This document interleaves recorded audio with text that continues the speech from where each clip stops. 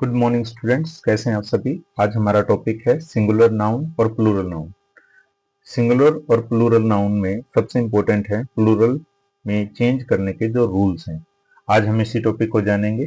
जल्दी से शुरुआत करते हैं और बताता हूं आपको ये वीडियो आपको क्यों जाननी चाहिए। क्योंकि इस वीडियो में आप जानेंगे कि आपकी इंग्लिश की ग्रामर की एक्यूरेसी कैसे इंप्रूव हो, आप सेंटेंस अच्छे कैसे बना सके, आपका सब्जेक्ट वर्ब एग्रीमेंट जो कि क्लास 10th में एक टॉपिक है उसमें आप अच्छे मार्क्स कैसे स्कोर कर सके। दूसरा, आपका इंग्लिश बोलने में और लिखने में कॉन्फिडेंस बढ़ सके, और साथ ही आपके एग्जाम्स हैं, ओलंपियाड हैं, और जो स्कॉलरशिप्स टेस्ट वगैरह दूसरे कम्पिटेटिव एग्जाम होते हैं, और आप 12th करके जब नीट जेई वगैरह दूसरे एग्जाम देंगे वहां पर इंग्लिश का जो सेक्शंस होता है, राइटिंग सेक्शंस होता है, उन सभी में आपकी इंप्रूवमेंट आएगी। चलो जल्दी से इस टॉपिक को शुरू करते हैं और जानते हैं। सबसे पहले singular and plural noun. Singular और प्लूरल नाउन, इसके बारे में हम बहुत सिंपल से समझाता हूँ। सिंगुलर नाउन वो होते हैं जो one person one thing one होते हैं, यानी सिंगल होते हैं, अकेले होते हैं। और प्लूरल वो होते हैं जो एक से ज्यादा होते हैं, 2, 3, 5, 10, 15, हजार, जितना भी हो सके। तो वो एक पर्सन हो सकता है। नाउन की डेफिनेशन आप सभी को पता है, the name of a person, place, thing and abstract emotions, feelings, ये सब चीजें इसमें आती हैं। तो अगर एक से ज्यादा हैं तो प्लूरल होंगे और एक हैं तो सिंगुलर होंगे। एग्जाम्पल के तौर पे देखते हैं। Singular, book, books, child, children, city, cities. तो यहाँ पर तीनों ही एग्जाम्पल डिफरेंट डिफरेंट लिए गए हैं प्लूरल बनाने के। इनके बारे में हम नेक्स्ट जानेंगे। Rules for changing singular to plural, इसके कुछ रूल्स हैं। जब हम एक से अनेक बनाते हैं या एक से बहुवचन में बदलते हैं तो उसके कुछ रूल्स हैं। चलो सबसे पहले रूल को पता लगाते हैं। सबसे कॉमन रूल क्या है कि हम पीछे इंग्लिश के वर्ड में एस ऐड करते हैं और उसका प्लूरल बना देते हैं। एग्जाम्पल के तौर पे यहाँ पर देखेंगे, pen, pens, table, tables, dog, dogs, car, cars, flower, flowers. Most common, most nouns just need an S at the end. उनके पीछे लास्ट में एस लगाते हैं, हम प्लूरल बना लेते हैं। सेकंड रूल बहुत ही इंपॉर्टेंट है, इस रूल पे ध्यान दीजिएगा। Add E S to the nouns ending in S, S H, S H, C H, X, Z और ओ। ये आप ध्यान रखिएगा, जहां पर आपके लास्ट में जी, सी ऐसा कुछ साउंड आए, लंबा सा थोड़ा खींचे, तो वहां पर हम ई एस ऐड करते हैं। इसको हिस साउंड भी बोला जाता है, बजिंग साउंड भी बोलते हैं। इसको ध्यान दीजिएगा कैसे होता है। एक बार दोबारा बताता हूं। जैसे बस, लास्ट में बस, स की साउंड निकली है ज्यादा। ग्लासेस, सिस, एक साउंड निकली है लंबी सी, इसको हिस साउंड बोलते हैं, बजिंग साउंड बोलते हैं। जहां पर ये आएगी वहां पर हम पीछे ई एस लगा देंगे। तो एग्जाम्पल के तौर पे देखते हैं, बस, buses, glass, glasses, brush, brushes, watch, watches, box, boxes, quiz, quizzes, potato, potatoes. और यहाँ पर आपको ये सभी लास्ट के एंड के लेटर्स दिखे हैं जिनके बाद हमें ई एस लगाना है। इनको याद कर लीजिएगा। कुछ और एग्जाम्पल देखिए यहाँ पर, मोर एग्जाम्पल्स जिनके लास्ट में ओ आता है। Example, mangoes, mango, mangoes. यहाँ पर क्या है, हिज साउंड थोड़ी कम है। Hero, heroes, tomato, tomatoes. Exceptional, हर एक इंग्लिश के रूल में कुछ एक्सेप्शंस होते हैं। एक्सेप्शंस क्या होते हैं कि ये रूल वहां पर अप्लाई नहीं होगा। तो एग्जाम्पल देखते हैं। Potato, photo, photo is the word, PHOTO। Last में ओ आया है लेकिन इसके पीछे ES नहीं लगेगा। हमें इंग्लिश में सबसे जरूरी इन एक्सेप्शनल रूल्स को याद रखना होता है। तो आप अपनी नोटबुक वगैरह में इनको नोट कर लीजिए, क्योंकि जनरल रूल्स आपके याद रहेंगे लेकिन एक्सेप्शंस जबरदस्ती हमें याद करके रखने होते हैं। फोटोज, पियानो, रेडियो, जू एंड स्टूडियो, ये एक्सेप्शंस हैं, इनके पीछे ES नहीं लगेगा। और यही वो ट्रिक है, सीक्रेट, जो आपको एग्जाम में हेल्प करेगी, क्योंकि इनमें से बोर्ड के एग्जाम में, ओलंपियाड में, 10th के बोर्ड के एग्जाम में और गवर्नमेंट जॉब के एग्जाम्स में ये सब आते हैं। Next, memory tip, if you hear a hiss sound add ES, लेकिन इन ऊपर वालों के पीछे सिर्फ S। थर्ड रूल पे जाते हैं। Nouns ending in consonant Y, अगर किसी इंग्लिश वर्ड के लास्ट में वाई है तो वाई को चेंज करके हम आई में कन्वर्ट करते हैं और ES लगाकर प्लूरल बना देते हैं। तो देखिए इसको आगे हम कैसे करते हैं। बेबी, बेबीज के पीछे देखो, वाई को हटाया हमने, आई लगा दिया और ES ऐड कर दिया, तो बन गया बेबीज, और ये अब इसकी प्लूरल फॉर्म हो गया। सिमिलर नेक्स्ट सिटी के साथ भी story, lady, country and fly, इन सभी के साथ हमने लास्ट में वाई को आई में चेंज किया और ईएस लगा दिया। टिप क्या है भाई, consonant plus Y, change Y to I and add E S, जो मैंने आपको बता दिया है। नेक्स्ट रूल है rule number 4, nouns ending in vowel plus Y. अगर देखो ऊपर वाले में कॉन्सोनेंट था, अगर नहीं पता तो बता देता हूं कॉन्सोनेंट क्या है, वोवल्स क्या है। कॉन्सोनेंट है व्यंजन, हिंदी में बोले तो क ख ग ग ड़ च छ ज ज य ट ठ ड ढ ण, ये सारे ही हिंदी के जितने भी साउंड हैं ये सारे के सारे क्या हैं, व्यंजन है, यानी कि कॉन्सोनेंट है। और वोवल क्या है, ए आ ई उ ए ऐ ओ औ अंग ए, ये स्वर है। तो स्वर जितने भी हैं वो सारे होते हैं हमारे वोवल्स, और जितने भी व्यंजन होते हैं वो होते हैं कॉन्सोनेंट। तो यहाँ पर क्या है कि लास्ट वाले लेटर से जस्ट पहले यहाँ पर कॉन्सोनेंट नहीं वोवल आया है, और ऊपर वाले में आप देखेंगे तो यहाँ पर कॉन्सोनेंट आया, जैसे वाई से पहले आर आ गया, डी आ गया, वाई से पहले टी आ गया, तो हमने चेंज कर दिया।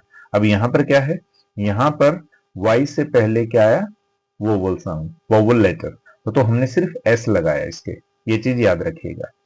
इंग्लिश में ये सिर्फ 5 ही लेटर लिखे जाते हैं लेकिन साउंड ज्यादा होते हैं, हिंदी से समझेंगे तो आपको ज्यादा इजीली समझ में आ जाएगा। नेक्स्ट रूल देखिए, rule number 5, nouns ending in F और एफ ई। अगर कोई भी वर्ड है और उस वर्ड के लास्ट में एफ या एफ ई आता है तो हम उसको चेंज करके वी एफ और एफ ई को वी में चेंज कर देंगे और ई एस एड करके इसका प्लूरल बना देंगे। जैसे लीफ एफ था लास्ट में, एफ को हमने वी बना दिया और पीछे ई एस लगा दिया। Knife A N I F E था, एफ ई को एफ को वी में चेंज किया और पीछे ई एस लगा दिया। तो यही सभी पे रूल अप्लाई होता है। एक्सेप्शंस रूल्स हैं इसमें कुछ कि कहां पर ये सब कंडीशन होते हुए भी हम ई एस नहीं लगाएंगे, ध्यान दीजिए। एक्सेप्शंस क्या है, ये वर्ड ही याद करने पड़ते हैं हमें direct, roof, chief, Cliff, proof, belief and safe. यहां पर ये है तो इन सभी के पीछे हम एस ऐड कर देते हैं और ये बना देते हैं। यहां पर भी एस ही ऐड किया है लेकिन हमने एफ को वी में चेंज नहीं किया, ध्यान दीजिएगा, ठीक है। नेक्स्ट मेमोरी टिप क्या है, most F words become V words, F को वी ई एस में हम चेंज करते हैं, ज्यादातर को तो ऐसे ही करते हैं। एक्सेप्शंस को याद रखिएगा हमेशा।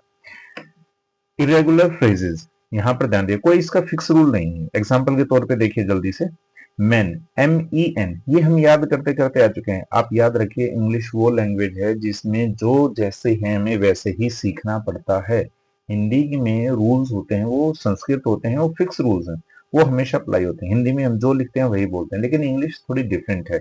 इंग्लिश को हमें सीखना पड़ता है कि किस सेम स्पेलिंग के दो वर्ड्स को अलग अलग प्रोनाउंस करते हैं, तो प्लीज ध्यान दीजिए इन पे। M A N man, M E N men, woman women, child children, tooth teeth, foot feet, goose geese, mouse mice, ox oxen, person people. तो ये सारे इनके प्लूरल फॉर्मेट में थे, आप इनको अच्छे से याद कर लेंगे, आई थिंक सो लिख लेंगे। नोट्स जरूर बनाइएगा, नहीं तो सुनी हुई चीजें कभी याद नहीं रहती ज्यादा समय के लिए। Some singular and plural form, some nouns remains the same in both singular and plural, ये सेम ही रहते हैं और एग्जाम्स में यही सबसे ज्यादा पूछे जाते हैं, चाहे गवर्नमेंट जॉब का एग्जाम हो या कैसा भी एग्जाम्स हो, आपके भी बोर्ड के जो पीरियोडिक टेस्ट होते हैं सभी में। शीप शीप, ये क्या है, दोनों साइड ही सिंगुलर भी है और प्लूरल भी है। Deer deer, fish fish, aircraft aircraft, series series, species species, news news. Example, one sheep is grazing, five sheep are grazing. तो आप समझ जाएंगे इस एग्जाम्पल से, अच्छे से इसको देखिए और समझिए। रूल नंबर 8, फॉरेन और लेटिन वर्ड्स, जो दूसरी भाषा के शब्द हैं जिसमें ग्रीक है, लेटिन है, ये शब्द हैं, जब इन शब्दों को जब हम चेंज करते हैं तो कैसे करते हैं वो देखिए।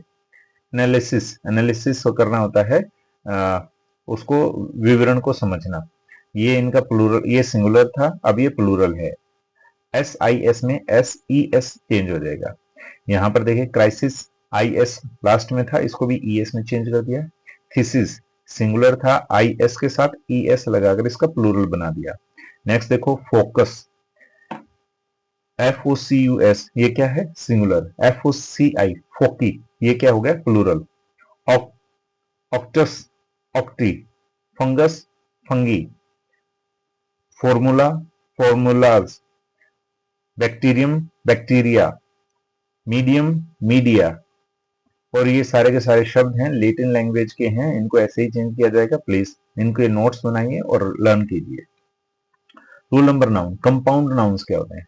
कंपाउंड नाउन, कंपाउंड वर्ड का मीनिंग होता है दो चीजों को ऐड करके एक नई चीज बना देना। एग्जांपल के तौर पे मदर इन लॉ, आप यहाँ पर देखो मदर का अलग वर्ड का मीनिंग होता है, लॉ का अलग होता है, लेकिन टुगेदर इकट्ठा मिलकर ये एक अलग वर्ड बनाते हैं जिसको सास बोलते हैं। तो इसका सिंगुलर होता है मदर इन लॉ और इसका प्लूरल हो गया मदर्स इन लॉ।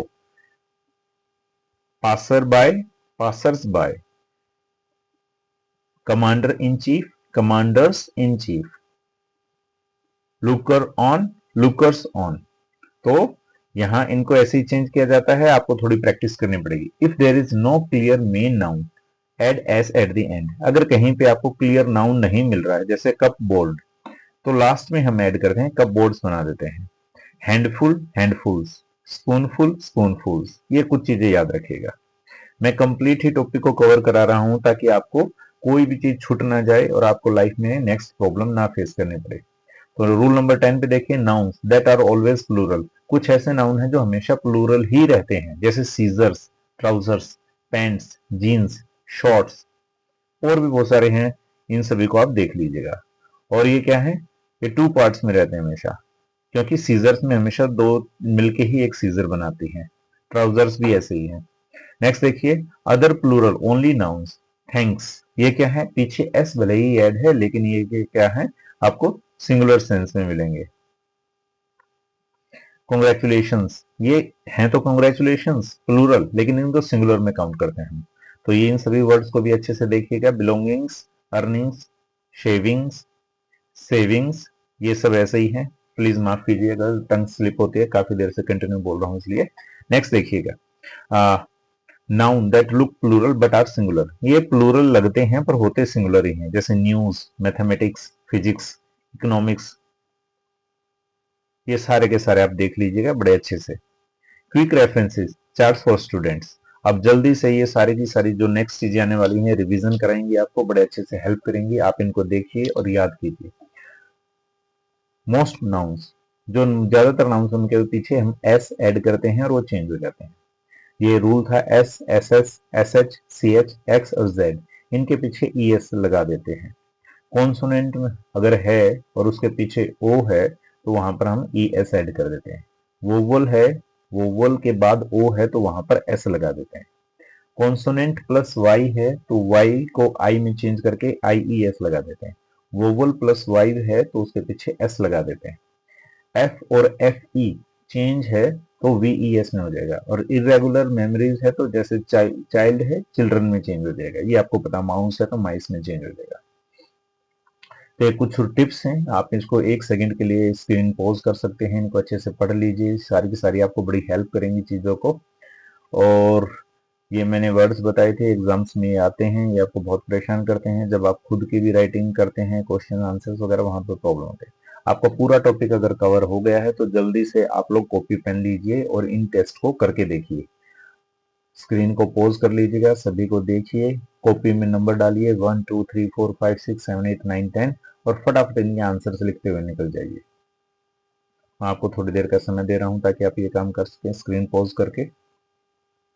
उसके बाद नेक्स्ट वाला सेक्शन बी को देखिए, राइट द सिंगुलर फॉर्म, आपको इन सभी की सिंगुलर फॉर्म लिखनी है। अगेन 1 to 10 तक नंबर लिखिए और सभी के आंसर्स लिख दीजिए और तब तक स्क्रीन को पॉज रखिए।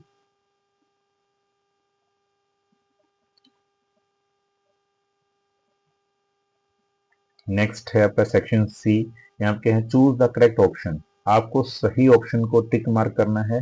अगेन 1 to 10 तक लिखिए और 1 to 10 तक लिखने के बाद आप इसको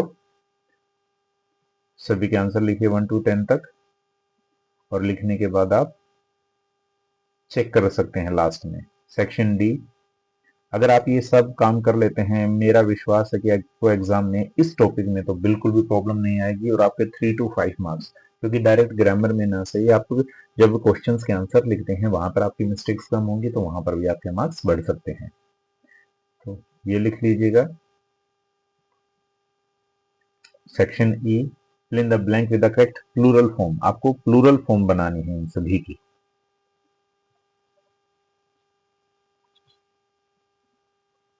गुड। और लास्ट में ये अब आपके आंसर्स हैं।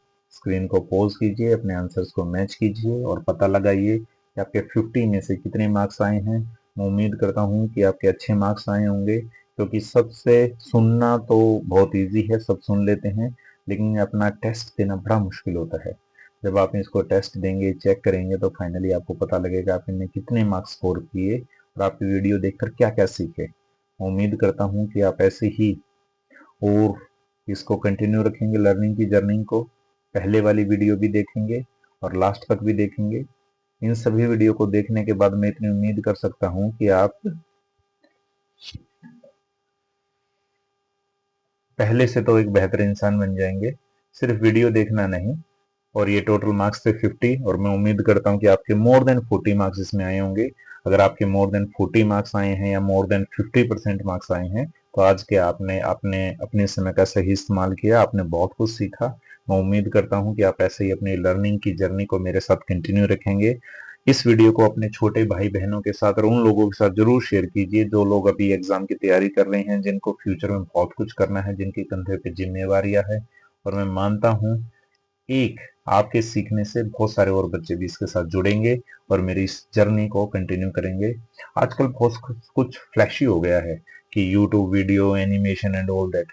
बेसिक्स पर ध्यान दीजिए, कॉपी पेन उठाइए, नोट्स बनाइए, रिवाइज कीजिए।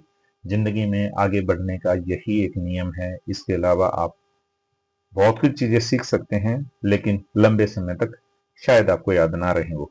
तो thank you, God bless you, पढ़ते रहिए, आगे बढ़ते रहिए।